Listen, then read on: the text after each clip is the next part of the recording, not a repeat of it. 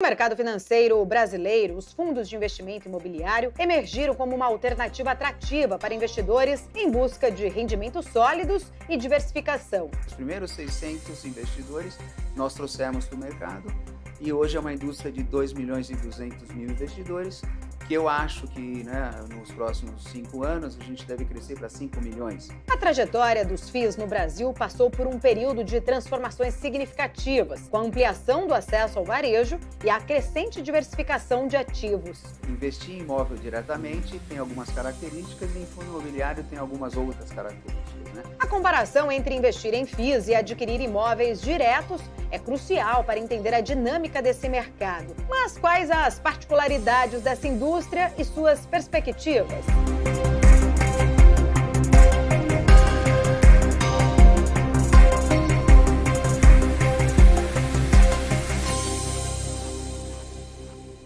Moisés, você foi um dos pioneiros, acho que a gente pode dizer assim, do mercado de fundos imobiliários para o varejo no Brasil. Primeiro, para entender como que nasceu especificamente o mercado aqui no Brasil, enquanto isso evoluiu de lá para cá. Então, essa ideia, ela se originou em 1997, né?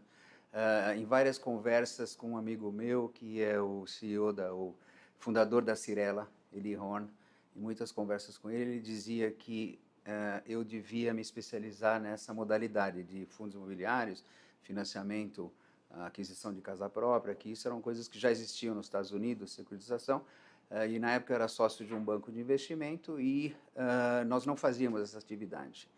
Aí eu conheci e fui apresentado para o Fábio Nogueira, que era diretor de crédito imobiliário e da área imobiliária do Banco de Boston, trocamos ideia e resolvemos criar uma empresa juntos com os meus sócios da Ourinvest, que seria uma empresa especializada em fundos imobiliários, financiamento à casa própria de longo prazo, securitização de recebíveis. A legislação já existia, mas não tinha nenhum agente econômico atuando nesse setor, né?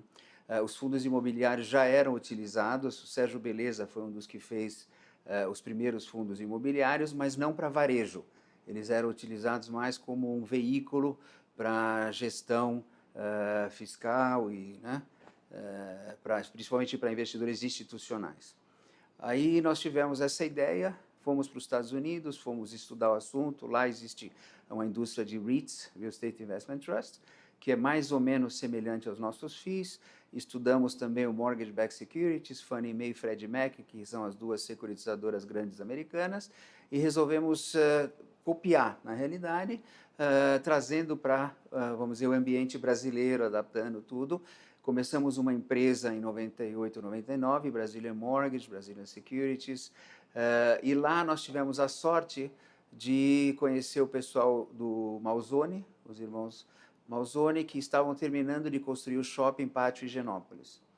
No final da obra, faltou um pouco de recursos para terminar o shopping lá no Higienópolis, e uma das ideias era tomar dívida ou emitir debêntures, e nós aparecemos com a solução de fazer um fundo imobiliário para 25% do shopping center, e que seria adquirido, esse fundo, as cotas seriam adquiridas por investidores de varejo.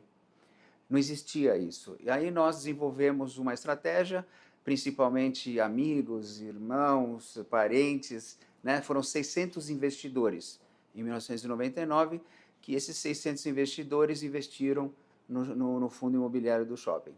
E a partir de lá o mercado cresceu, 600 e tal. Quando nós estávamos em 2012, aproximadamente, tinha 64 mil investidores, nós tínhamos 36 mil. Foi quando nós vendemos a plataforma para o BTG Pactual, que hoje é a base dos fundos imobiliários lá, e hoje nós temos 2 milhões e 200 mil, quer dizer, os primeiros 600 investidores nós trouxemos para o mercado, e hoje é uma indústria de 2 milhões e 200 mil investidores, que eu acho que nos próximos 5 anos a gente deve crescer para 5 milhões de investidores. Isso é a minha estimativa, né? Então, a indústria começou assim, né? Começou lá em 98, 99.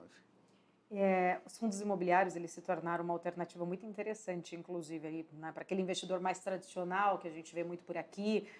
Até outro dia eu ouvi um termo que eu achei interessante, que a nova poupança, talvez, dos brasileiros se tornou exatamente o investimento em fundos imobiliários, né? Que traz aí, acho que muito até da cultura, muito do brasileiro em olhar realmente para imóvel como algo, né, ali de investimento, né? Antes muitos compravam ou somente pensavam em investir quando eram no imóvel mesmo ali, físico, para viver com essa renda daquele imóvel.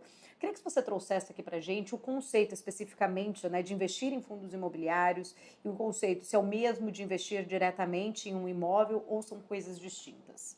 Então, eu diria que são alternativas semelhantes, né? Porque investir em imóvel diretamente tem algumas características e em fundo imobiliário tem algumas outras características, né? Quando você adquire, por exemplo, uma sala comercial que vai ser alugada para um escritório de advocacia, um médico, um dentista, né? Você tem uma certa concentração de risco. Então, você vai lá, compra o imóvel, você é proprietário, o seu nome aparece na matrícula do imóvel, no cartório de registro de imóveis, e você aufere aquele aluguel. Então, você tem um certo risco concentrado, você tem que se preocupar com manutenção, você tem que se preocupar com novo inquilino, caso o inquilino atual saia, né? Aí tem o custo de IPTU e condomínio. Então, é um formato, né? Quando você vai para a arena, né, a esfera de fundo imobiliário, com os mesmos dinheiros que você compra o consultório ou essa sala comercial, você pode investir em projetos de muito maior relevância, né? Então, se eu tenho 500 mil para investir numa sala comercial, se eu coloco 500 mil num fundo imobiliário, eu estou investindo num portfólio de talvez 500 milhões de reais ou 1 bilhão. Então, eu tenho uma parcela pequena de um portfólio maior. Então, você tem a diversificação de risco, porque você tem vários inquilinos, né? Se um vai embora, você ainda tem a renda dos outros. Você tem uma gestão profissional, você tem uma liquidez na cota. Quando você quer vender um imóvel, você não consegue rapidamente vender. Hoje, se você quer vender uma parte ou a totalidade do investimento de 500 mil, você vai na B3 e vende facilmente. Então, você tem acesso à liquidez, que é uma coisa importante, e você não precisa vender a totalidade do investimento. Então, por exemplo, se eu tenho uma sala comercial de 500 mil, eu quero comprar uma bicicleta, eu tenho que vender a sala de 500 mil para comprar uma bicicleta? Aqui não, você tem 500 mil, você quer comprar uma bicicleta, eu não sei mais quanto custa uma bicicleta, sei lá, 5 mil, 2 mil reais, você vende um pedacinho daquele investimento, continua investido em imóvel, né? Então, eu acho que essas são as nuances. A diferença principal é que num caso você tem a matrícula, no outro você tem cotas. Então, existe um distanciamento da matrícula, mas para risco efetivo não tem problema, porque a matrícula está em nome do administrador fiduciário. Então, a matrícula está em nome do administrador fiduciário, em nome do fundo, fiduciariamente em nome do investidor, né? E outra característica é que você tem volatilidade na cota. Então, isso é uma coisa importante, diferente da poupança. Então, a gente pode comparar com a poupança, porque é um investimento semelhante, tem um risco baixo, tudo, só que a cota flutua. A poupança não flutua, em princípio, né? Então, acho que essa é uma diferença fundamental da poupança.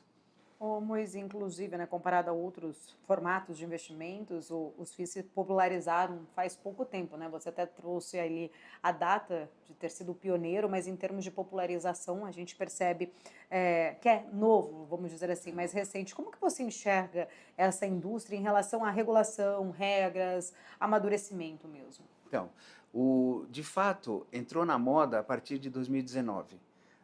Em 2019, nós tínhamos algo da ordem de 250 mil, 300 mil investidores. De 2019 a hoje, foi para 2,2 milhões, mas isso fundamentalmente devido à redução da Selic. Como a Selic chegou até a 2% ao ano, muitos investidores não conseguiram achar alternativas de investimento que pudessem ser comparadas com esse 2%, então muitos foram para fundos imobiliários, que na época davam 90 centavos ou R$1 por mês, que seria 1% ao mês, né?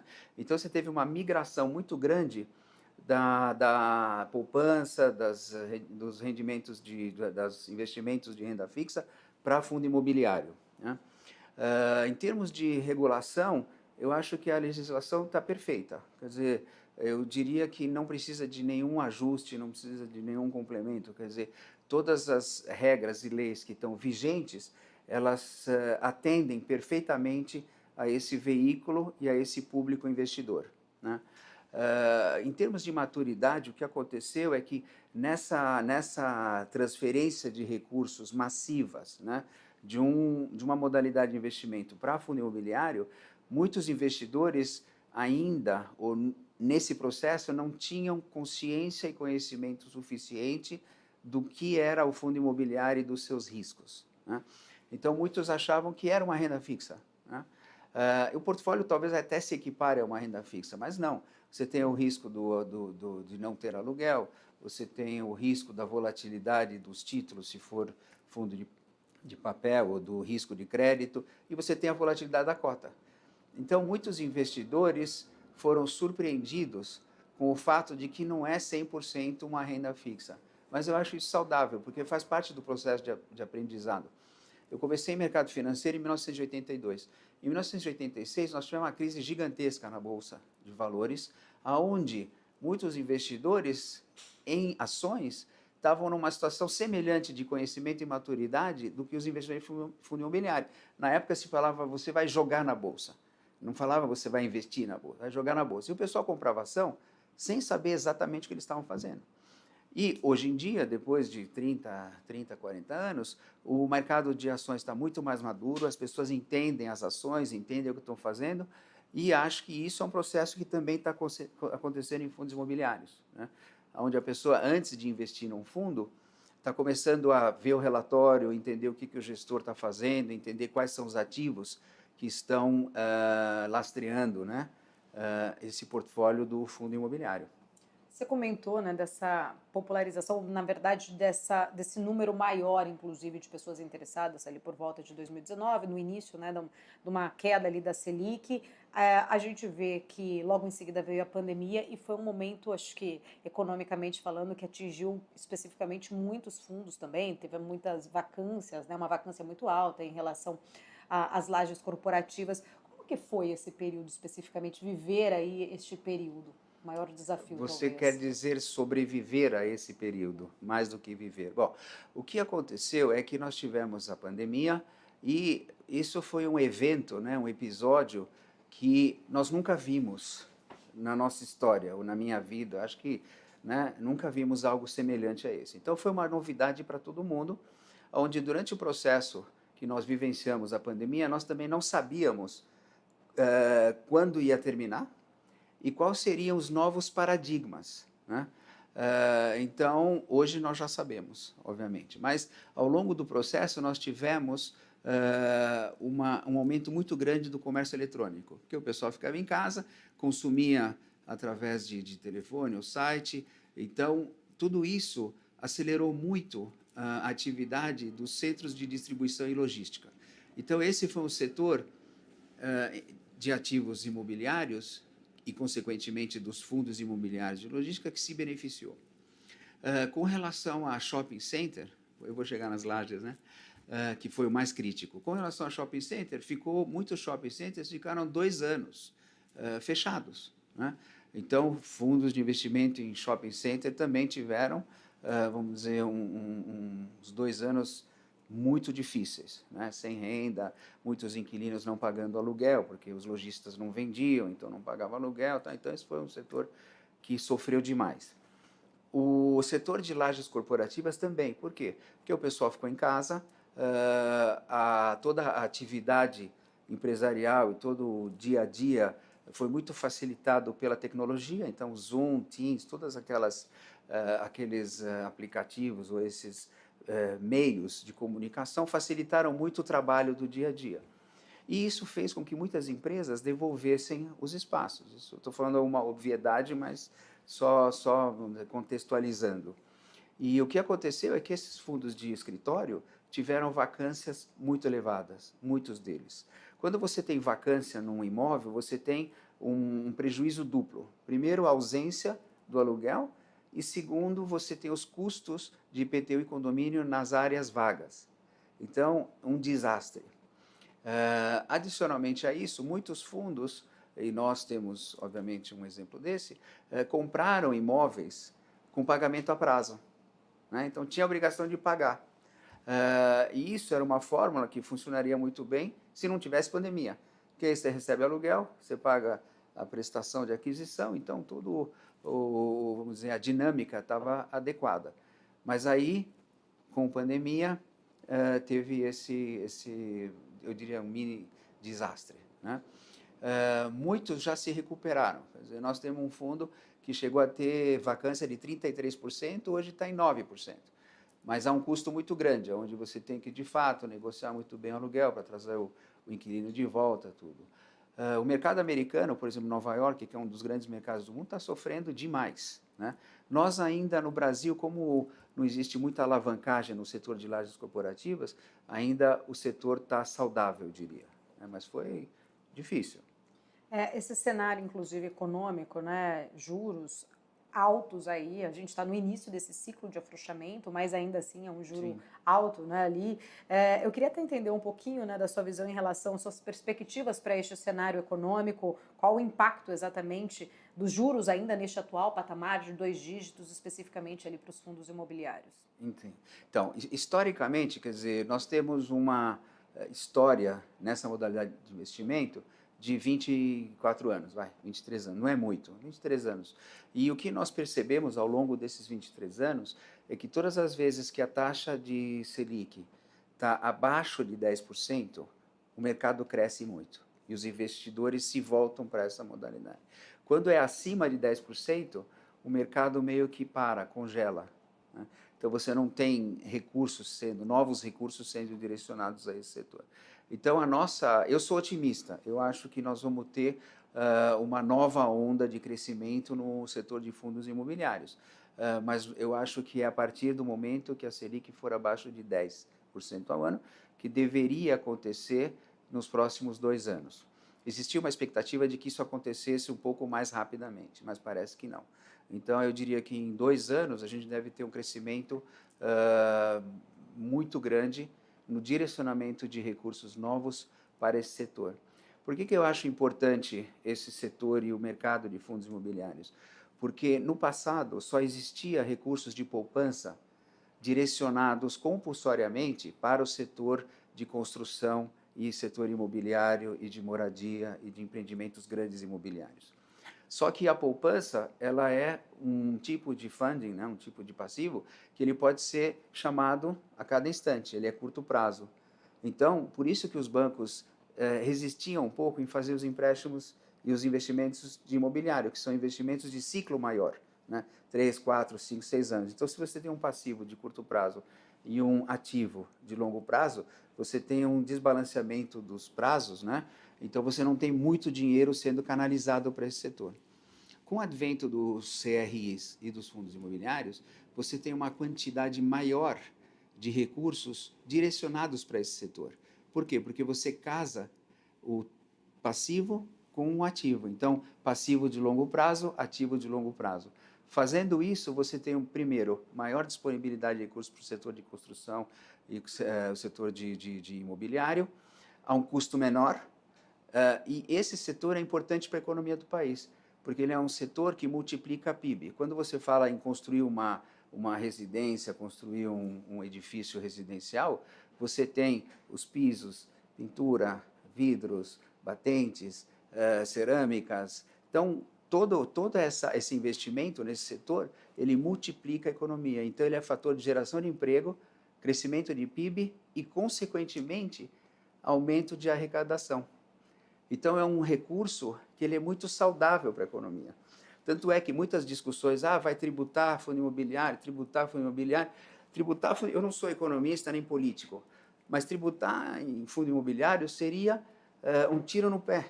Por quê? Porque você tem uma massa de 150 bilhões de recursos investidos. A renda é mais ou menos entre 10 e 15 bi. Se você tributa 20, você está falando em 2 a 3 bi de arrecadação anual, que é nada.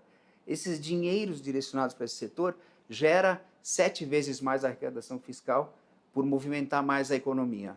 Então, essa é a minha tese. Não sou economista, não calculei, mas acho que é isso. Como que você olha ainda para o cenário macro, né? A gente tem juros ainda em patamares altos nos Estados Unidos e deve permanecer pelo menos aí por um período, né, ali até meados de 2024, que acreditam ali que possa começar a pensar em diminuir os juros por lá. Tem todo o desafio também de um crescimento mais lento da China. O quanto este cenário ainda acaba sendo desafiante para nós aqui, olhando mais para os fundos? Então, o cenário ele é desafiante no sentido da atração de investidores estrangeiros, né? Os bolsos são únicos no mundo, né? Então você tem a fluidez dos capitais.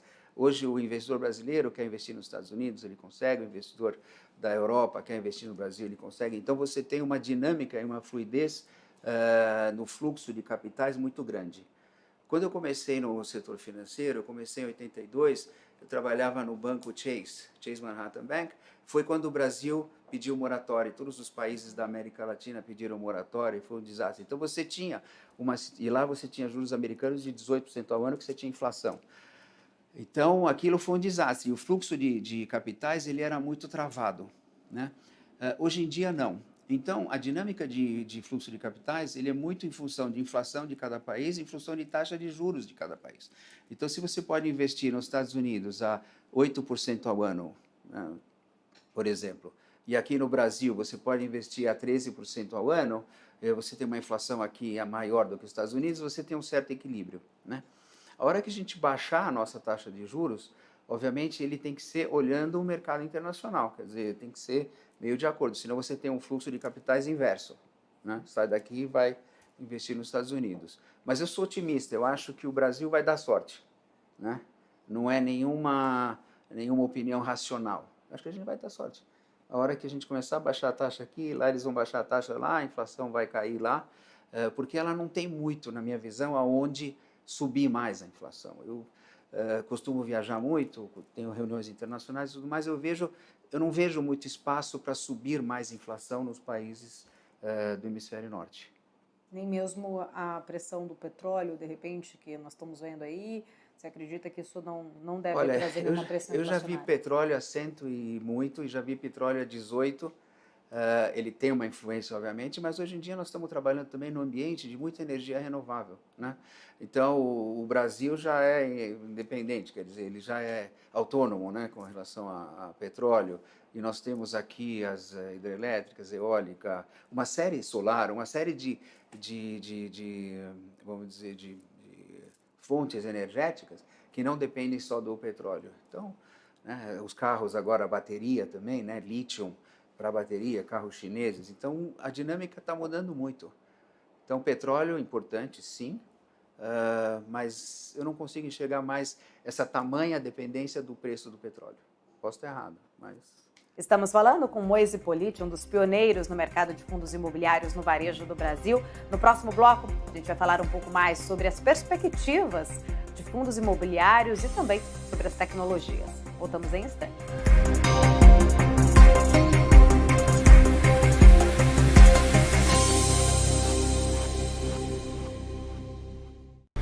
BNC News. Informação que gera valor. O que impacta a economia e o mercado global. Aqui no BMC News você acompanha em tempo real a abertura do mercado e todas as movimentações do mundo dos investimentos. Notícias acompanhadas de opiniões de grandes especialistas para ajudar você na melhor tomada de decisão na hora de investir. Eu, Paula Moraes, estarei com você de segunda a sexta, às 9h30 da manhã, no BMC News. BNC News.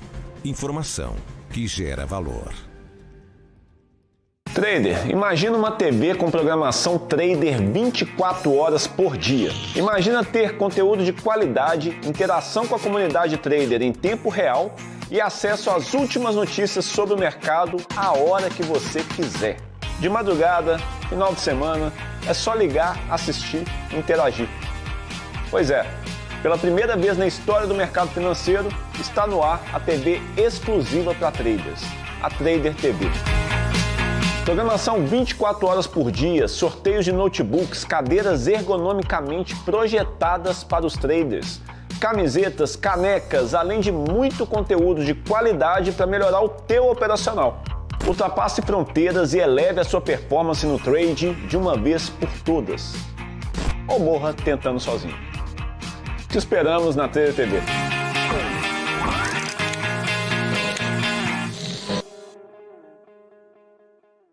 Você sabia que a Venezuela é o país com o menor salário mínimo da América Latina? Que esse continente é marcado por altas inflações e economias conturbadas, isso nós já sabemos.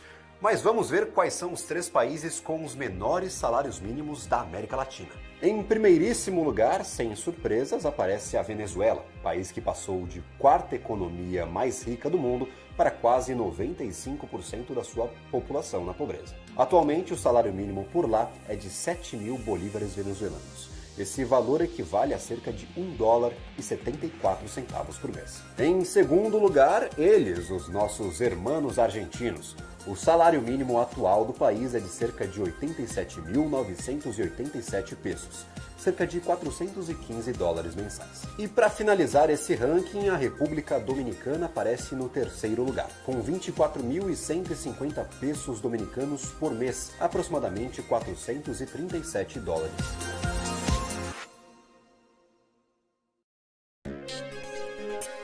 Você, que sempre teve vontade de entender o mundo dos investimentos, mas nunca soube como, eu tenho um recadinho para você.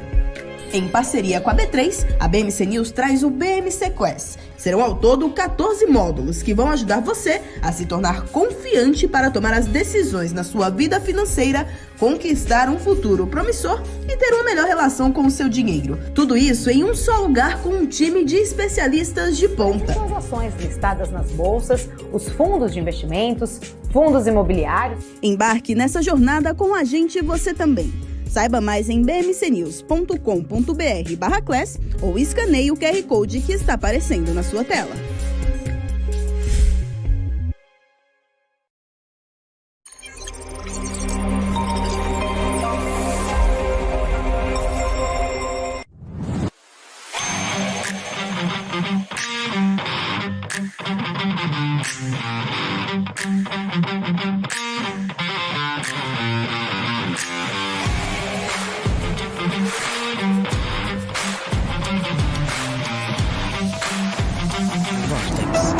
Beyond. PNC News. Informação que gera valor.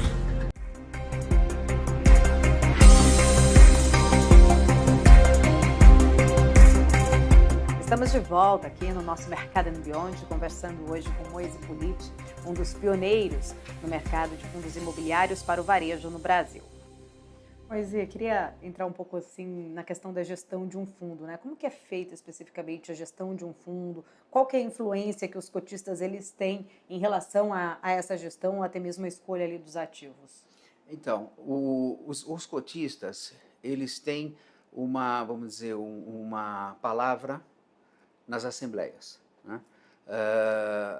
Os cotistas, eles são soberanos em assembleias, alguns temas com maioria simples, alguns temas com maioria qualificada, que é 25% das cotas emitidas. Então, existe uma dinâmica na qual os cotistas têm, vamos dizer, uma maneira de talvez ter uma palavra, uma opinião sobre a gestão dos fundos. Só que o que acontece é que a dinâmica dos fundos, como eles cresceram muito, você tem fundos com 500 mil investidores, 300 mil investidores, fundos de 3 bilhões, 5 bilhões de reais.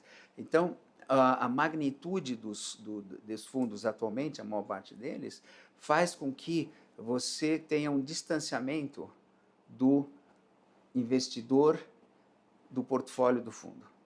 Isso é natural, quer dizer, acontece porque você tem uma gestão que ativamente cresce o portfólio, que ativamente compra imóveis ou compra títulos. Então, existe essa. Então, o que eu diria é que quando um investidor resolve investir num fundo imobiliário, ele precisa conhecer a gestão e precisa conhecer o fundo, porque a influência que ele vai poder fazer sobre o fundo potencialmente é pequena, tá? Então, qual que é a sugestão que eu dou para as pessoas que... Hoje eu estava num almoço interessante que alguém me falou, quero investir no seu fundo, como é que é, tal. Eu falei, escuta, primeiro, você já investiu em fundo? Não, então vamos aprender. Depois, sabe, o cara queria que eu desse a sigla, né, o ticker, para ele ir lá comprar. Eu falei, não, tem que aprender, ver o que tem no portfólio, ver como é que é feita a gestão, vê o track record, né, o histórico do fundo, né? Bom, então isso do lado do investidor. Do lado da gestão, o fundo funciona da seguinte maneira: existe um administrador fiduciário, que é uma instituição financeira, que é aquela que detém os ativos em seu nome e atua como o administrador fiduciário, que compra, vende e dá as ordens. Adicionalmente a isso, existe um gestor, que é uma gestora licenciada. O administrador fiduciário é autorizado a funcionar pelo Banco Central, como instituição financeira. A gestora é autorizada pela CVM. Tem uma gestora que, junto com o administrador fiduciário, fazem a gestão do fundo. Tomam as decisões de investir, de desinvestir, de fazer os contratos de aluguel, achar os inquilinos. Então, tem toda essa gestão. Adicionalmente a isso, a gestora, pelo menos a maior parte delas, publica relatórios mensais dos fundos, que é uma maneira de você, vamos dizer, compartilhar com os investidores o que está acontecendo no fundo. Então, um relatório mensal, então a gestão é feita nos ativos, seja CRIs ou tijolo, como a gente chama, as duas categorias, e de prover informações aos investidores do andamento do portfólio. Na questão de papéis, por exemplo, CRI, porque o tijolo normalmente, os fundos têm fundos de desenvolvimento que constroem, tem aqueles fundos que compram pronto com renda. Então, compra com renda, você não tem muito o que fazer no imóvel. No caso dos CRIs, muitas vezes, o gestor dos fundos de papel, ele também entra na estruturação do CRI. Então, aparece, ou a gente procura devedores potenciais, estrutura o CRI e coloca o CRI no fundo. Então, tem um trabalho adicional, não só de aquisição dos títulos, mas de originação e estruturação. Quando a gente fala da forma, né, da nossa economia, até naquela hora que eu te perguntei um pouco mais da sua visão, você está otimista, o Brasil ele tem um histórico, inclusive, comportamental diferente de outras economias. Qual que é a diferença, especificamente, entre realizar a gestão de um fundo imobiliário no Brasil e a gestão ali em outros países, em economias mais robustas? Bom, a gestão principal, que eu já fui gestor de fundos internacionais nos Estados Unidos, no Japão, na Inglaterra, na Rússia e em Israel. Então, eu tenho uma experiência, não de fundos imobiliários, de outras modalidades, anterior à minha atividade em fundo imobiliário. Então, aqui no Brasil, é muito mais esquizofrênico, né? Bipolar, eu diria. Por quê? Porque lá nos Estados Unidos ou na Europa, você tem uma situação mais estável, né? Então, você depende um pouco de inflação, de taxa de juros, mas o ambiente político e o ambiente econômico e legislativo, vamos dizer, das leis, é relativamente estável. Então, você está lá nos Estados Unidos, você está gerenciando o ativo, né? Está tudo bem, você olha, né? Entende algumas coisas, está tudo bonitinho. Aqui no Brasil, você acorda de manhã, você abre o jornal, você é eletrocutado pelas notícias, né? Por quê? Porque mudou a alíquota disso, não pode mais importar aquilo, não pode mais isso aqui, querem tributar não sei o que lá, mudou o CARF que tem voto agora. Então, todos os dias você tem, é diário, né? Então, a gestão de fundos no Brasil, diferentemente dos outros países, ela é minuto a minuto, né? Você fica aí liga um colega, você viu essa notícia? Não vi ainda, onde saiu? Saiu na UOL. Estou fazendo propaganda do UOL, porque eu sou assinante, eles me cobram todo mês. UOL, aí você fala, meu, o que é isso? A cada minuto. Nós aqui, enquanto nós estamos conversando, os mercados estão fazendo assim, baseado em novidades. É muito mais difícil. Por isso que, muitas vezes, muitas companhias importam profissionais do Brasil para o exterior. Executivos financeiros. Eu, quando estava no Chase, por coincidência esse assunto, eu dava aula num programa de crédito aqui. Tinha um programa interno do banco de crédito e tal. Aí um diretor de Nova York falou, você vai para Nova York e fica 4 meses, dá aula para os alunos lá nos Estados Unidos sobre inflação, porque eles não sabem economia inflacionária, isso em 1982. E como fazer essa gestão, e como fazer a gestão de ativos num país tão volátil quanto o Brasil, entendeu? Então, eu vejo assim, lá é maravilhoso, aqui é uma loucura. Quem sobrevive aqui se dá bem. Provavelmente, né? Em outros lugares mais estáveis. Eu acho que sim. E quando eu tenho um conhecido que que está vindo morar no Brasil. Ele é um europeu, ele administra um fundo de quase 1 bilhão de euros, está se mudando para cá, e a gente está tendo conversas quase que diárias. Fala, poxa, I don't understand. I don't understand either, so no one understands. Entendeu? Então, é isso. Moisés, até depois vou entrar um pouco mais na sua vida ali, interessante essa sua história que você compartilhou, de você acabar sendo chamado para isso, para lá, mas ainda que um pouco no nosso assunto, né, neste mercado, mesmo sendo esse mercado grande, consolidado e cheio de emoção, vamos dizer assim, ou bipolaridade, até como você falou, mas pegando um pouco aqui, olhando para o cenário, você falou ali agora há pouco, né, se torna até otimista neste cenário, que provavelmente vamos ter juros mais baixos. Eu queria entender um pouquinho se você acredita que ainda exista oportunidade no mercado imobiliário, seja através de FIIs, seja através ali de produtos envolvendo o mercado financeiro mesmo. Bom, eu vou falar da área na qual atualmente eu estou atuando, né? Eu acho que hoje, quer dizer, como que se deve investir em mercado financeiro? Tem que comprar na baixa e vender na alta, né? Obviamente, a gente nunca sabe quando é a baixa, você vai ter mais baixa depois. Mas esse é o momento de investir. Esse é o momento de procurar oportunidades em fundos imobiliários. Você tem uma série de fundos que estão depreciados com relação ao seu valor justo, né? Então, dos, sei lá, 180, 200 fundos, aí, mais ou menos, esse universo, você tem uma série de fundos que os ativos nos quais o fundo está investido valem 100 e ele está sendo negociado a 50. Então, essas oportunidades são gigantescas hoje. E, no médio prazo, digo 3, 4 anos, isso deve convergir, né, as cotas com relação ao preço justo dos ativos.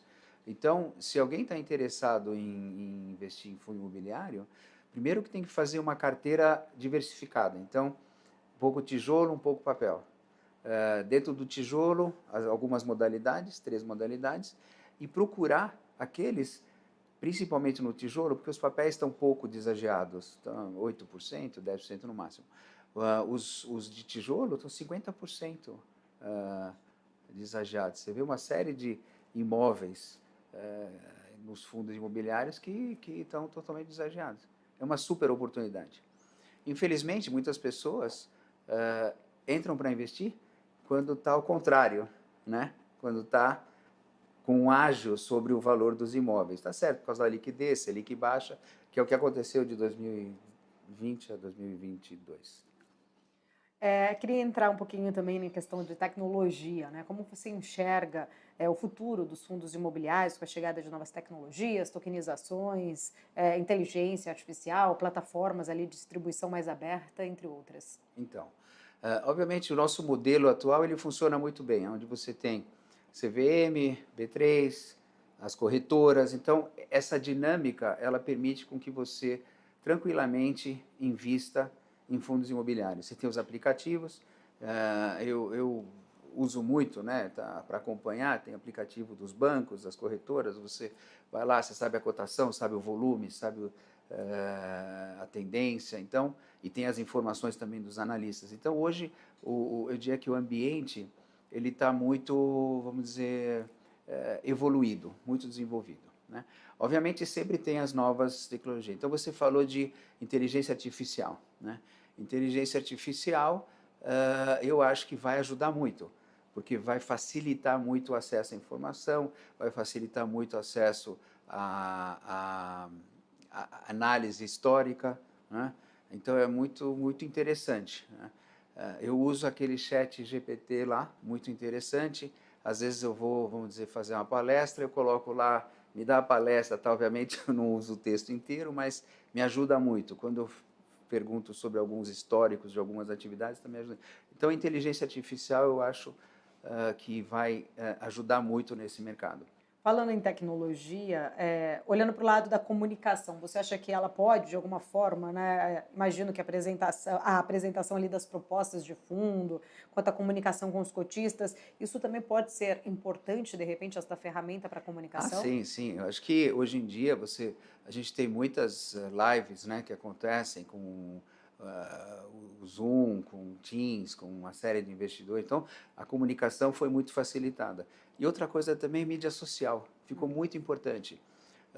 O YouTube, o Instagram, LinkedIn. Então, todos esses. Eu tenho um perfil profissional no LinkedIn, que é ótimo, porque tem alguma notícia interessante, um fato relevante que acontece nos nossos fundos, eu coloco lá no Instagram, aí eu faço uma live, aí o pessoal pergunta algumas coisas, tira dúvida.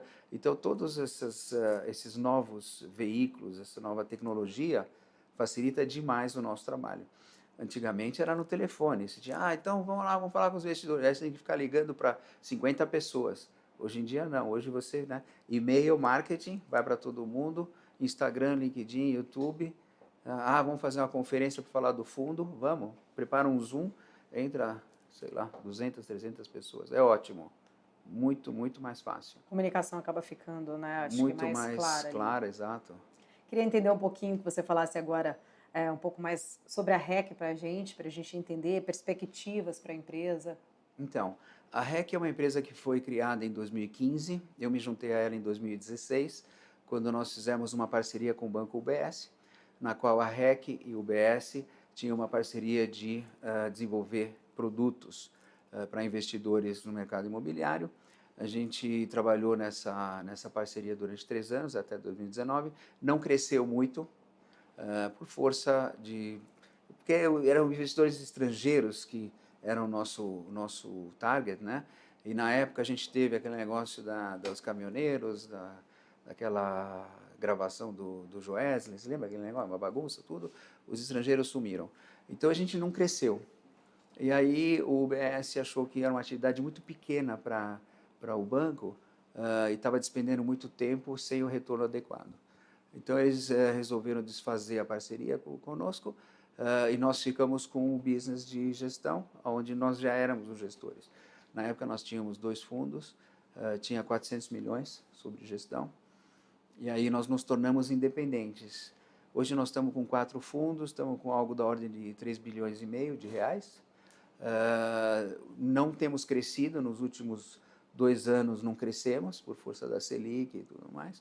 Agora, eu estou muito confiante de que daqui para frente, com a redução da Selic, com o mercado voltando a ter, vamos dizer, uma maior relevância, nós vamos continuar crescendo, né?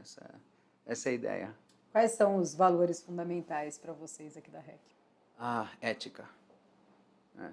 Ética, moral, transparência. Esses são valores, assim, inatacáveis, né? Depois vem competência, inteligência, criatividade, estudos, né? Mas a primeira coisa é caráter, né? Quando você é gestor de dinheiro, eu sou gestor de dinheiro de terceiros há 44 anos que eu faço isso, um pouquinho menos, 42 anos, né? Quando você é gestor de dinheiro de terceiros, a coisa mais importante é você cuidar dos dinheiros dos investidores melhor do que do seu, primeiro, e com o maior cuidado, transparência e ética, né? A reputação, você demora 40 anos para construir, você perde um dia. Então, nós prezamos muito por isso. Então, todas as nossas decisões, elas não só um bom investimento, dá um bom retorno, risco baixo, eticamente nós estamos fazendo a coisa certa, nós estamos fazendo o melhor para o nosso investidor ou o melhor para o nosso bolso. Então, eu acho que isso, para nós, é o maior valor que existe. O principal ponto, né, que você toca ali, dessa transparência, de cuidar né, ali da gestão de patrimônios de terceiros, a responsabilidade, você falou, são quase 40 anos, ali cerca de 40 anos. O que te motivou aí para este cenário, para esse universo? O que me motivou? Aí eu vi uma oportunidade. Qual foi a oportunidade? Depois que eu saí da empresa de fusões e aquisições, e o Brasil e os outros países do terceiro mundo estavam em moratória, os grandes bancos internacionais, Citibank, Bank of America, Standard Chartered, Wells Fargo, todos esses bancos precisavam vender as dívidas dos países. Venezuela, México, Polônia, Hungria. E eu achei uma oportunidade de fazer intermediação desses títulos internacionais, de dívida de terceiro mundo. E essas dívidas, eu fazia intermediação, e num determinado momento, essas dívidas viraram bônus, que elas foram renegociadas com o Brady Plan. Então, acabou acontecendo que, num determinado momento, a compra e venda de dívidas se transformou em investimento em bônus. E foi aí que eu comecei no universo de gestão de recursos. E, a partir de lá, foram vários tipos, fundos de bônus, opções exóticas, investimentos com garantia de principal, atreladas a bolsas de valores, Nikkei, S&P, Hang Seng, então, tudo internacional. E depois eu vi uma oportunidade no Brasil, em 1997, 2008, dos fundos imobiliários. Lá nos Estados Unidos eu fiz também os Mortgage-Backed Securities, que são os CRIs americanos, mas foi meio por acaso, porque começou como intermediação de dívida de países do terceiro mundo e virou asset management. Você que tem esse histórico, que já passou, você falou aí em vários países, né, trabalhando ali em vários países, e você também pontuou a diferença de ser gestor aqui no Brasil com essa volatilidade, vamos dizer assim, de informação, né, a hora que pode gerar instabilidade ou insegurança jurídica, que isso tudo pesa. O Brasil foi, deste ambiente todo que você percorreu, o mais desafiador ali de se realmente fazer esse trabalho? Com certeza. O Brasil foi muito desafiador, tem sido, né? Uma outra experiência que eu tive que foi muito assim complexa foi a Rússia, quando a Rússia entrou em moratória em 1998, se eu não me engano, essa é a data. Começou com a Ásia, 97 e 98. Nós éramos gestores de um fundo suíço que investia na Rússia, né? E a gente sugeriu aos investidores de zerar a posição um mês antes. Eles não quiseram, e aí foi realmente uma coisa muito difícil. Mas, fora esses eventos assim muito pontuais, o Brasil é o mais desafiador de todos os países. Para a gente quase encerrar aqui a nossa conversa, queria que você contasse um pouco de quem é Moise Politi, para quem não conhece, quais são os seus maiores desafios. Os meus desafios atuais, eles são muito, vamos dizer, simples, né? Simples na determinação dos desafios, que é, de fato, melhor gestão, melhor retorno, risco baixo, transparência para os nossos investidores. Então, hoje o meu foco é esse, quer dizer, a gestão dos fundos. Nós temos algo da ordem de 270 mil investidores, quase um pouco acima de 10%, né, da base de investidores de CPFs aqui na B3. Então, e com 4 fundos, então eu tenho essa prioridade, né? Muitas noites sem dormir, acorda cedo, se instrui, aprende, conversa, e nós temos um comitê, obviamente, colaboradores, temos sócios, mas essa é a prioridade profissional. Fora isso, um pouco de coisa pessoal, eu adoro jogar beach tênis. Eu joguei tênis durante 40 anos na minha vida, agora eu estou me divertindo com beach tênis, pratico yoga e meditação há 26 anos, mais ou menos. Musculação, gosto de viajar, gosto de ler, então coisas assim tranquilas. Eu nasci no Egito, no Cairo, vim pequeno para o Brasil, com 2 anos de idade, devido às turbulências políticas no Egito, né? Teve golpe de Estado, teve expulsão de estrangeiros, depois que os britânicos saíram da ocupação do Egito, de 1955 a 1960 e pouco, e viemos para o Brasil, por sorte, super feliz de ter vindo para cá, é realmente emocionante, né? E gosto muito de estudar, sempre estudei, formei em engenharia civil, depois fiz pós-graduação na GV, depois fiz cursos em Harvard, nos Estados Unidos, em Londres, na London Business School. Então, sempre estudando, né? Lendo, estudando, é isso. Tenho bastante amigos, família grande. Você falou aí da meditação e yoga, foram fundamentais para te ajudar a aguentar essa responsabilidade de gerir esse patrimônio de terceiros? Você sabe que o yoga é interessante, ele começa com o físico, né? Então, flexibilidade, alongamento, concentração e foco, e ele começa a atuar no seu emocional e finalmente ele te dá flexibilidade, ele te dá paciência, ele te dá controle, Então, eu acho que, para mim, yoga, eu pratico 3 vezes por semana, mais ou menos, e vou muito para retiros. Então, às vezes, você vai, fica 3, 4 dias num retiro, pratica yoga, comida vegetariana, medita. Então, isso é muito bom para ter esse equilíbrio emocional, porque a gestão de fundos tem um componente emocional muito grande. Então, se você tem um desequilíbrio emocional, você comete muitos erros. E também o comportamento dos investidores e o comportamento dos mercados é totalmente emocional e psicológico, muito mais do que racional. Então, você vê movimentos, enxerga movimentos, identifica movimentos de mercado se você tem muita mais clareza e foco naquilo que você está fazendo. Moisés, para a gente encerrar, né, eu comecei perguntando para você muito, você foi o pioneiro, né, neste mercado de fundos imobiliários no varejo aqui no Brasil. Quando você olha para essa tua trajetória, essa marca tão importante de você, né, estar construindo aqui, e o quanto a gente falou desse mercado ter crescido, você até, eu posso dizer, pelo que a gente conversou aqui, parece até humilde diante dessa importância desse trabalho relevante que você acabou criando, né, trazendo aqui para o Brasil. Como que você enxerga essa sua trajetória? Nossa, eu fico tão feliz. Eu vou dizer por quê. Eu vou deixar a humildade de lado um pouco e contar um pouco de alguns eventos que foram muito marcantes. O primeiro fundo de investimento imobiliário para varejo foi um negócio assim muito bacana, porque isso, obviamente, se a gente não tivesse feito isso naquela época, outros fariam, tudo bem. Mas a gente fez, né? Nós passamos pelo sofrimento de crescer a nossa empresa e ajudar a crescer a indústria. Então, junto com a CVM, nós fizemos muitas coisas. Nós fizemos o primeiro CRI Sênior e Júnior no Brasil. Foi o primeiro. Trouxemos o Banco Interamericano de Desenvolvimento para fazer o warehouse de CRI. Nós sugerimos e acompanhamos a legislação de... Quando eu digo nós, é nós, a empresa, meus sócios, tudo. Não fiz nada sozinho. O fundo de fundos, nós propusemos fundo de fundos. Então, a gente participou muito do desenvolvimento da indústria. Então, sempre abertos a conversar. Quando a mídia social virou importante, tivemos várias conversas com CVM, com legisladores, como que, né, a mídia pode ajudar e não atrapalhar, e ter, né, o investidor ter acesso a melhores informações. Então, eu fico muito feliz. Por exemplo, o primeiro empréstimo de casa própria de 30 anos nós fizemos na Brazilian Mortgage, o primeiro.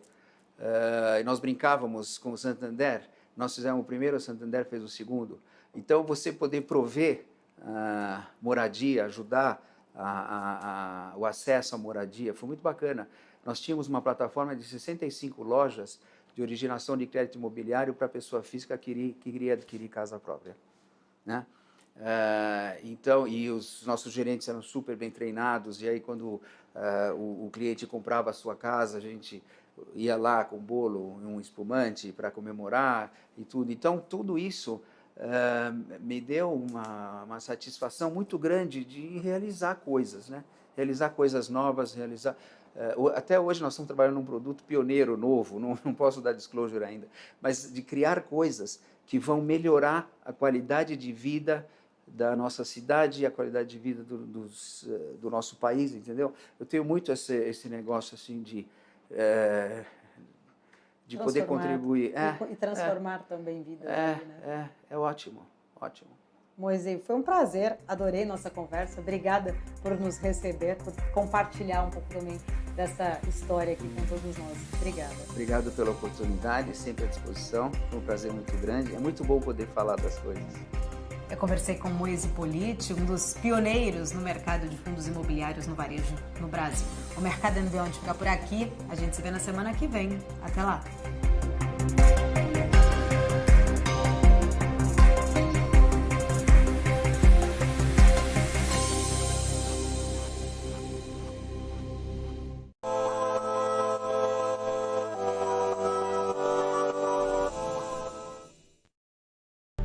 PNC News.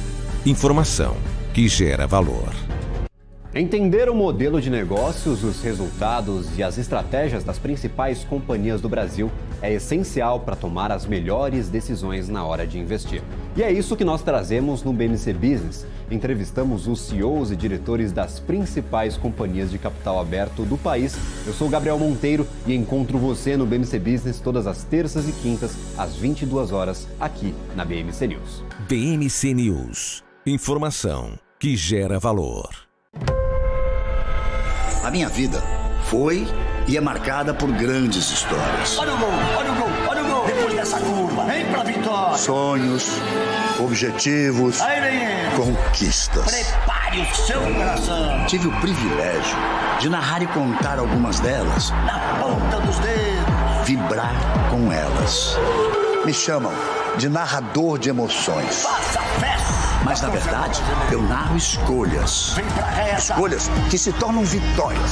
Escolhas de quem fez história. É do Brasil, o Brasil inteiro. Escolhas que mudaram vidas, inclusive a minha.